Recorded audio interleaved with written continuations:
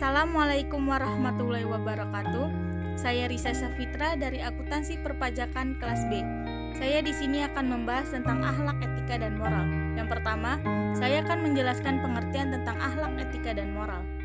Pengertian akhlak.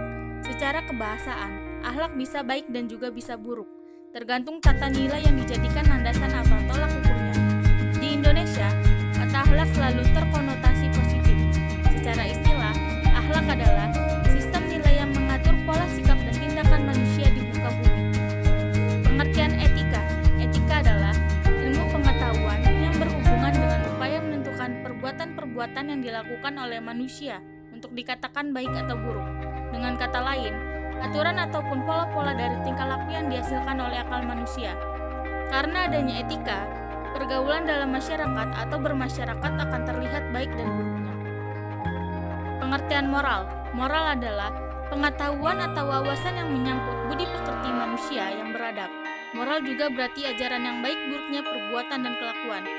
Moralisasi yaitu uraian, pandangan, dan ajaran tentang perbuatan serta kelakuan yang baik. Demoralisasi yaitu kerusakan moral. Yang kedua, saya akan membahas tentang persamaan akhlak, etika, dan moral. Yang pertama, akhlak, etika, dan moral mengacu kepada ajaran atau gambaran tentang perbuatan, tingkah laku, sifat, dan perangai yang baik. Yang kedua, akhlak, etika, dan moral merupakan prinsip atau aturan hidup manusia untuk menakar martabat dan harakat kemanusiaannya.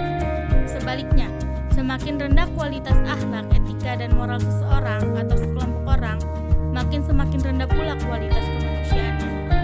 Yang ketiga, akhlak, etika, dan moral seseorang atau sekelompok orang tidak semata-mata merupakan faktor keturunan yang bersifat tetap, statis, dan konstan, tetapi merupakan potensi positif yang dimiliki setiap orang.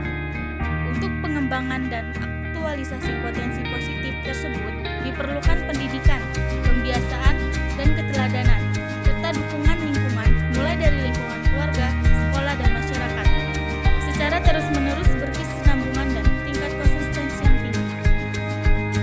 Yang ketiga, saya akan membahas tentang perbedaan akhlak, etika, dan moral. Perbedaan yang pertama berdasarkan sifat. Etika bersifat teori, akhlak dan moral bersifat praktis. Yang kedua, berdasarkan tolak ukur. Akhlak tolak ukurnya Al-Quran dan As-Sunnah, etika atau tolak ukurnya pikiran atau akal, moral tolak ukurnya norma hidup yang ada di masyarakat berupa adat atau aturan tertentu. Apakah akhlak dapat dibentuk? Jawabannya adalah iya, bisa. Ada pendapat yang mengatakan bahwa akhlak adalah hasil dari pendidikan, latihan, pembinaan, dan perjuangan keras dan sungguh-sungguh. Kelompok yang mendukung pendapat ini umumnya datang dari ulama-ulama Islam yang cenderung pada akhlak, Ibnu Maskawi, Ibnu Sina, Al-Ghazali, dan lain-lain, termasuk kepada kelompok yang mengatakan bahwa akhlak adalah hasil usaha. Imam Al-Ghazali misalnya mengatakan sebagai berikut: sesungguhnya akhlak itu tidak dapat menerima perubahan, maka bataulah fungsi wasiat, nasihat, dan pendidikan. Dan tidak ada pula fungsinya hadis Nabi yang mengatakan perbaikilah akhlak kalian sekalian.